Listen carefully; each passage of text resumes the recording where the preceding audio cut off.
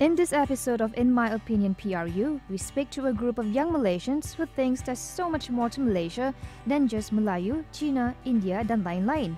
And what better way to ignite pride in our diversity than with Malaysians' favorite thing, food. The Rojak Projek, uniting the people one dish at a time.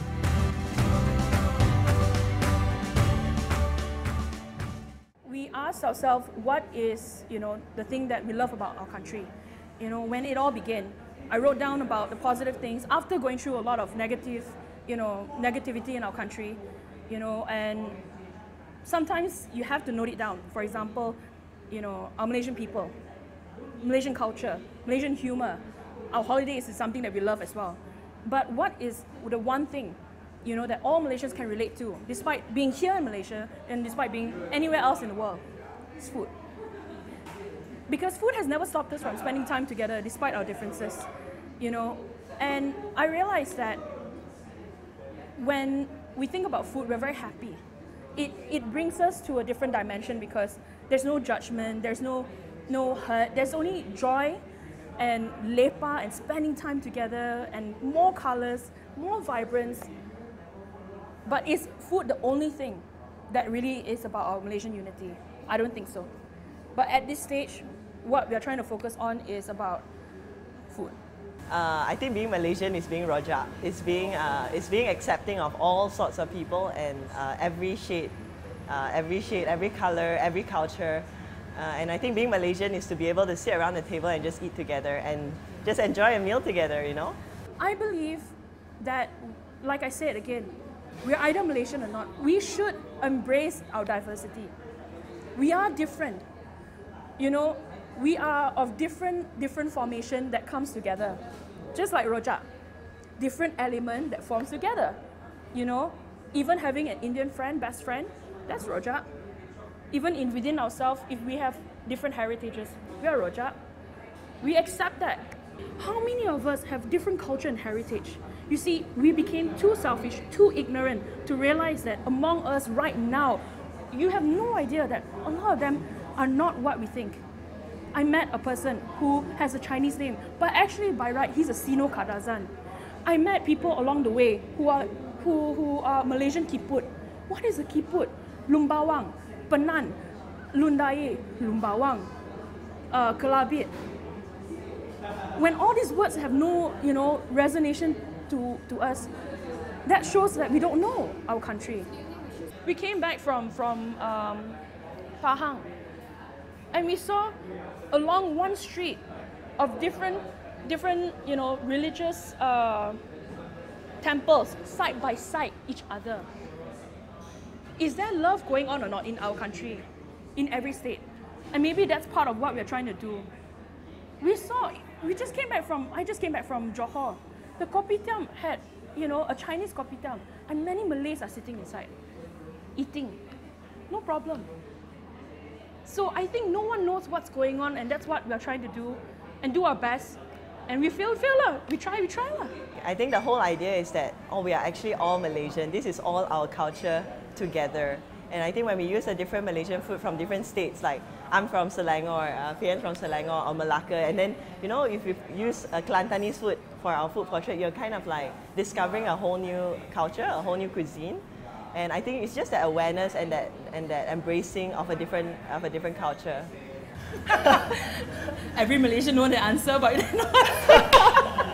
I think the biggest problem is that we are taught to put ourselves into boxes, and then with that box, it's very restrictive for us to go out there and to mingle with different people.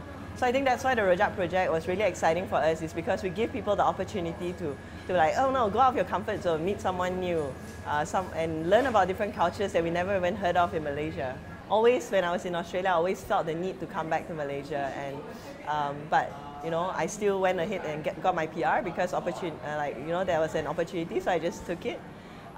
But the whole time I was very unhappy, and all I wanted to do was to come back to Malaysia. I saw the progress that was happening, I saw the opportunity, I saw a lot of sustainable development, I saw more people talking about planting, urban farming, and then I saw a lot of startups like I don't know, Malaysian unity movements, you know, Kita Malaysia, things like that.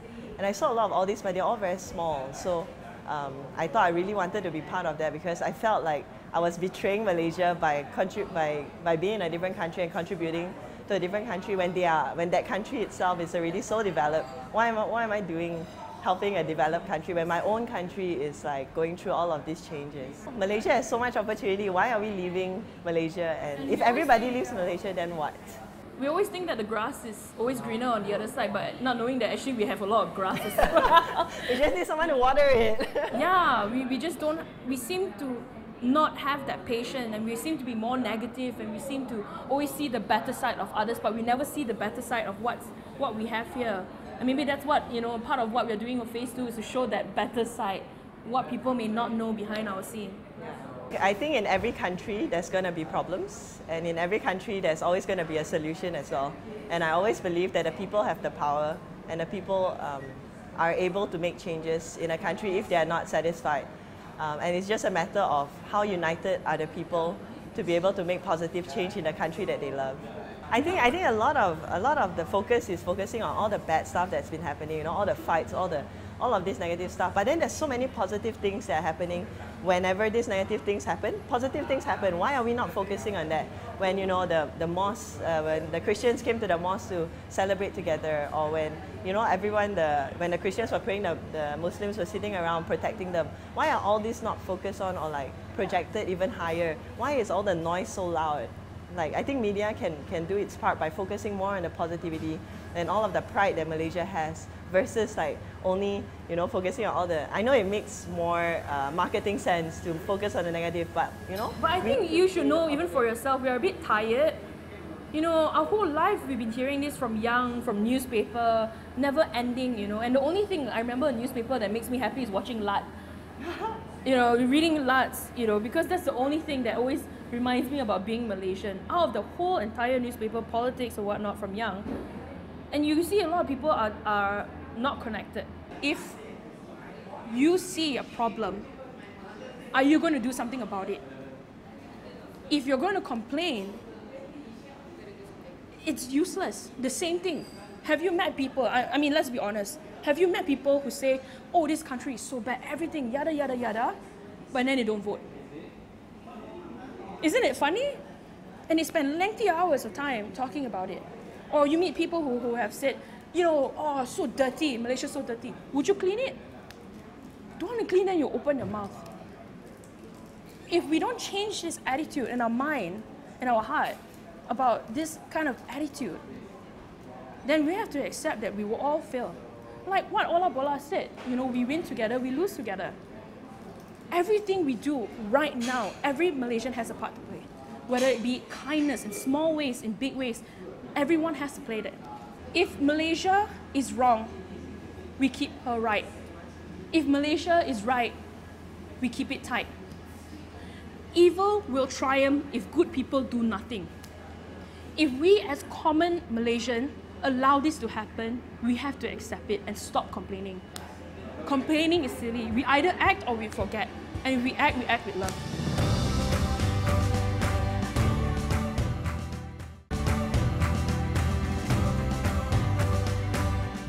I'm Tabitha, I'm 26. I'm a team member in the Rojak Projek, helping out with the artworks and moral support. I'm Edmund, I'm 27. Basically doing the artwork and whatever Fayan say, then we do. I think a lot of Malaysians do not recognize how special we are. Like, a lot of people do not see many opportunities. To a certain extent, it can be true, but also many, especially youngsters, they don't really recognize like how diverse we really are, how special we really are, for the people to really look up to and rely on. Honesty, loyalty, that would be for me, my opinion. I don't know about the others. I'll be looking for a leader who can rebuild this country, help this country to grow again, to be a country where there is no economic crisis, or a country where things are being more affordable again. and then there is no gap between fighting among races, and if you're very supportive in terms of all different Just do good to the people, like just treat them like your friends, like how you will be like treating your friends. You'll be like, you'll belajar dan Macau, like, you know, things like that, like not like a very institutional thingy and like the people is there and then like you have this thing. It's like like very disconnect and like just make it like more human, relatable.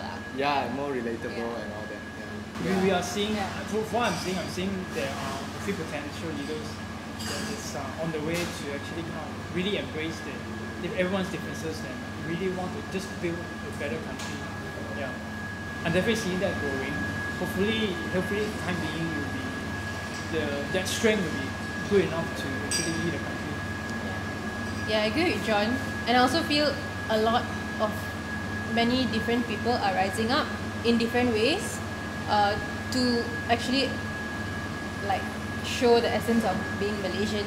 You know, despite whatever political issue, whatever is happening in the country, like there are many efforts coming up. It may be like simple things like making videos about being Malaysian, or it's just simple things which people can relate to, and I find that quite special because it's like you feel so proud to be a Malaysian when you see something like that. And to bring back to the show would be the most impactful voice that you can have right now would be vote for your leader. That's like it will really change a lot of things. You believe that there are if you like choose the right leader, you choose the right friend, of course that will change things. I can relate to Tunku Abdul Rahman. I can relate to Yasmin Ahmad. I can relate to Lat because they bring back good memories about us together. As much, like I said, as I want more of them, I rather see new version of Malaysians bringing this to the next level. I think people always think that you have to be there to make changes. I think we have to be here to make changes. Wherever we are, whatever we are, power comes from the people.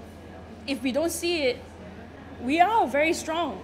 You know, as we travel, I can tell you that we are very, very different, but yet very similar. You know, Malaysia is never the same if we are not together. Outside, people share, we are here to be one Malaysia. But on our forms, we are still divided.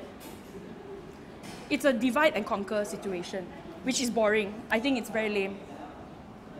When we sing Negaraku, Tanah Tumpahnya Darahku, Rakyat Hidup, Bersatu dan, and that is the answer.